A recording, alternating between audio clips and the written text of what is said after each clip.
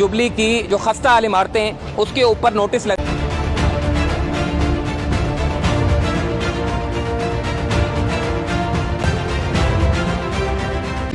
बिस्मिल्लाहिर्रहमानिर्रहीम। मैं आज गवर्नर सिंध कामरान टिसोरी साहब से मुखातिब हूँ। कामरान टिसोरी साहब, जो हमारे ताजिरों के साथ ये जुल्म हो रहा है, जिस तरह से दुकानें सील की जा रही हैं, करोड़ों के माल अंदर पड़े हैं, लेकिन परवाह किए बगैर इंस्पेक्शन के, बगैर किसी नोटिस के दुकानें सील कर रहे हैं। ये हम कहाँ खड़े हैं? आप अगर बेइख्तियार गवर्नर हैं तो मैं कहता हूँ खुदारा, अगर आपके पास इतने इख्तियारात भी नहीं है कि हमारे लोगों को बचा सकें, आपके पास अगर इतने इख्तियारात भी नहीं है कि अगर हमारे लोग लुट पिट रहे हैं, इसी तरह ताजिर, करोड़ों अरबों रुपए टैक्स देने वाले ताजिर आज मफलूजी का शिकार हो जाते हैं।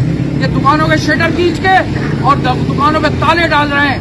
तो मैं कहता हूँ कि आप इससे बेहतर है कि आप फिर हमें साफ तौर पे बताएं कि आप कुछ नहीं कर सकते। आप जेडीसी को छोड़ दें, आप जेडीसी की बात आप करते हैं, आप अली शेखानी साहब हैं, सिलानी है, ये सारी चीजों को लेके चल रहे हैं। तो इन ताजिरों को क्या होगा? इनको कौन लेके चलेगा? इनका कौन वली वारिस है? मुझे जवाब दें इसका। गवर्नर का क्या इतना इख्तियार नहीं है कि आगे वफाक का गवर्नर वो आके बैठ के हम इनसे कम से कम बात करें? कराची को लावारिस छोड़ दिया, कराची को तनहा कर दिया, कराची के ताजिर अब सड़कों पे आने के दर पे हैं। क्या खुदा के वास्ते इसकी तरफ निगाह करें? आप खुद भी देखें, आपकी पार्टी भी देखे। अगर ये जुल्म होता रहा तो ये देख ले, एक दिन आपको खुद पछताना पड़ेगा आप लोगों को। मैं फिर आपसे दरख्वास्त कर रहा हूँ कि खुदा के वास्ते इन ताजिरों के साथ कुछ करें, इन ताजिरों पे रहम करें। आप लोग निकल के बाहर आए। ये ताजिर आपके एक दफा लब्बैक कहने से सब निकलने के लिए तैयार हैं। मैं सबको, ये नारे तकबीर कहने वाले लोग हैं, आपके पीछे खड़ा करने के लिए तैयार हूँ। नारे तकबीर।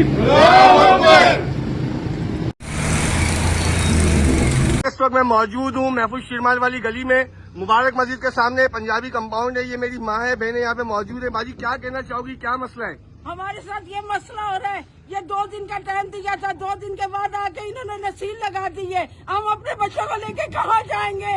कुछ हमारा बने। क्या बना रहे हैं ये? आपके बिजली गैस के मीटर भी निकाल के ले गए? मीटर ले गए, बिजली काट के ले गए, पानी की लाइनें तोड़ दी है। हमारे साथ बहुत बुरा करा जा रहा है। हमारे साथ नजायज हो रहा है, ये बिल्कुल नजायज हो रहा है। आप क्या मुतालबा करना चाहती है मेरी माँ? हमें कुछ करके बदले घर से आ जाए। हम अपने बच्चों को लेके कहाँ बैठेंगे? हमारे को बहुत अच्छा लग रहा है कि हम पूरे। आप लोग कितने टाइम से यहाँ पे रहते हैं? हमारे को 70 सालों से हम बैठे हुए। जब तो ये पगड़ी की जगह है, आप लोग की ऑनरशिप है? क्या है? कोई एक घर भी पगड़ी का नहीं है? हमारी इस वीडियो के तवज्जुह से तमाम आला हुकाम से गुजारिश है कि इन लोगों को कंपलसेट किया जाए, इनके लिए कुछ सोचा जाए। बहुत शुक्रिया। अस्सलाम वालेकुम। तो भाई खाड़ादर के इलाका है और ये छत गिर गई है, मेरे ख्याल से जानी नुकसान भी हुआ है, अभी तक कुछ निकला नहीं है। ये M7 बेकरी है, ये अपना काफ़ी नफरी मौजूद है यहाँ पे। ये छत गिरी है, ये स्कूल के साथ वाली गली है। बिस्मिल्लाहिर्रहमानिर्रहीम। मेरा नाम M रहमान है और मैं प्रेसिडेंट हूँ ऑल कराची रियल्टर्स एसोसिएशन का। आज जो शहर में इल्लीगल कंस्ट्रक्शन के हवाले से जो वज़ीर बल्दियात सईद गनी साहब इक़दाम उठा रहे हैं और इसके साथ साथ जो बिल्डिंग्स डिमॉलिश हो रही हैं, ये शहर का एक बहुत अहम इशू है। और हर साल, हर 2 महीने के बाद, 3 महीने के बाद कोई ना कोई बिल्डिंग डिमॉलिश होती है। तो इसकी हमें रूट्स पर जाना पड़ेगा। देखें, इस इल्लीगल कंस्ट्रक्शन को जो अदारा मॉनिटर करता है वो सिंध बिल्डिंग कंट्रोल अथॉरिटी है।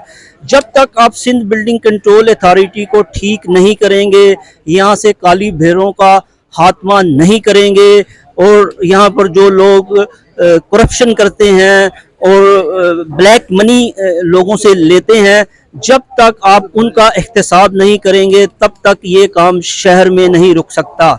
इसके साथ साथ खसूसी तौर पर रियल एस्टेट को जो अदारे मॉनिटर करते हैं और जो एसोसिएशंस हैं और इसके साथ साथ जो बिल्डर्स की एसोसिएशन भी है, इनको भी अपना किरदार अदा करना पड़ेगा। और साथ साथ इसके साथ जो इलाके के जो लोग हैं जो वहाँ पर रिहाइश पजीर हैं उनको भी देखना होगा कि शहर जो है वो एक कंक्रीट के जंगल में तब्दील हो रहा है। और ये हर इलाके को, हर गली को, हर मोहल्ले के वहाँ के लोगों को इसको देखना होगा और इस इलीगल कंस्ट्रक्शन को रोकना होगा। और दूसरा, जो महदूद इमारतें हैं जिसमें 588 की तादाद बताई गई सिंध बिल्डिंग कंट्रोल अथॉरिटी की तरफ से, तो देखें जो गवर्नमेंट होती है वो एक माँ का किरदार अदा करती है और पाकिस्तान का कॉन्स्टिट्यूशन भी यही कहता है कि आप एक वेलफेयर स्टेट हैं। लोगों के लिए रिहाइश का, लोगों के लिए खाने का, लोगों को फैसिलिटेट का सब काम आपने अदा करना है। तो आप सबसे पहले तो जो लोगों को यहाँ से शिफ्ट करेंगे तो उनके लिए आप रिहाइश का बंदोबस्त करें, उनको मुतबादिल जगह दें या उनको पैसे की सूरत में फैसिलिटेट करें ताकि वो अपने रहने के लिए कोई जगह ख़रीद सकें या किराए पे ले सकें। और उसके बाद 1 बाय 1 आप एक प्लान करें और 1 बाय 1 इन बिल्डिंग्स की नए सिरे से कंस्ट्रक्शन करें और ये जो लोग हैं इनको दोबारा यहाँ पर फैसिलिटेट करें। और ये काम अब करना पड़ेगा क्योंकि ये जो शहर है मज़ीद हादसात का मुतहम्मिल नहीं हो सकता। हम हर रोज़ सुनते हैं कि कोई ना कोई बिल्डिंग डिमॉलिश होती है और वहाँ पर लोगों की हलाकत होती है। तो इस चीज़ को रोकने के लिए आपको ये सारे इक़दाम करने पड़ेंगे। इस सिलसिले में ऑल कराची रियल्टर एसोसिएशन भी अपना किरदार अदा करने को तैयार है और हम अपने रियल इस्टेट एजेंट्स को भी पाबंद कर रहे हैं कि वो किसी भी गैर कानूनी इमारत में सेल परचेज ना करें, लोगों को बिल्कुल सच बताएं। और इसके साथ साथ जो अदारे हैं जिसमें हमें रजिस्ट्रार ऑफिस की भी बात करूंगा या दीगर अदारे जो इसकी सब लीज या सेल डीड देते हैं उनको भी आपको रोकना होगा कि आप इलीगल कंस्ट्रक्शन की सेल डीड एक्सिक्यूट ना करें, ना सब लीज एक्सिक्यूट ना करें। क्योंकि अगर आप किसी का नाम टाइटल नहीं करेंगे तो लाजमी बात है वो इस बिल्डिंग को, इस इलीगल कंस्ट्रक्शन पे जो इमारत बनी है इसको नहीं खरीदेगा और इसी तरह इसकी हौसला शिकनी भी होगी और लोग ये जगह नहीं खरीदेंगे। जब नहीं खरीदेंगे तो जो हम में से जो काली भेड़ें या जो ठेकेदार अपने मुनाफा के लालच में ये बिल्डिंग्स की तमीरात करते हैं तो उनकी भी हौसला शिकनी होगी। और ये काम हमें अब शहर की बेहतरी के लिए करना पड़ेगा। बहुत शुक्रिया। मुतालबा है कि हमें घर के बदले हमें फिलहाल रहने के लिए घर दिया जाए। जब तक इसका मसला हल नहीं हो रहा फिर हम इंजीनियर भेजा जाए, पूरी मालूमात करें डैमेज है नहीं, अगर है तो फिर तोड़ के हमें बनवा के दिया जाए, नहीं तो फिर हम रोड ब्लॉक करेंगे और हमें नई फ्लैट लेके जाए हमारे इलाके में। ये आपका फ्लैट कितने का है?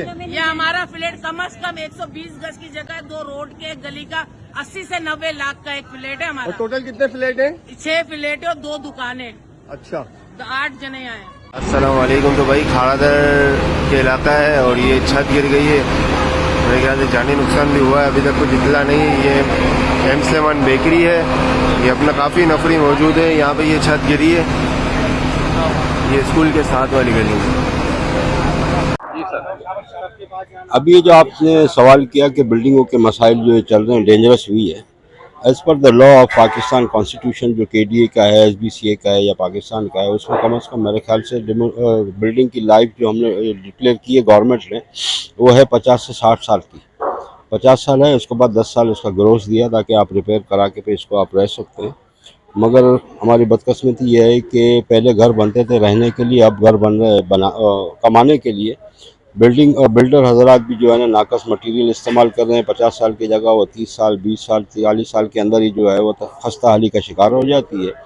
और दूसरा हमारे यहाँ सानिया ये है कि अगर कोई यहाँ पगड़ी सिस्टम है ओल्ड टाउन के अंदर, ओल्ड टाउन के अगर पगड़ी सिस्टम है, अगर वो 3 मंजिला बिल्डिंग है तो वो मालिक जो है बिल्डिंग को 2% 3% किराए के ऊपर बेच के चले जाते हैं।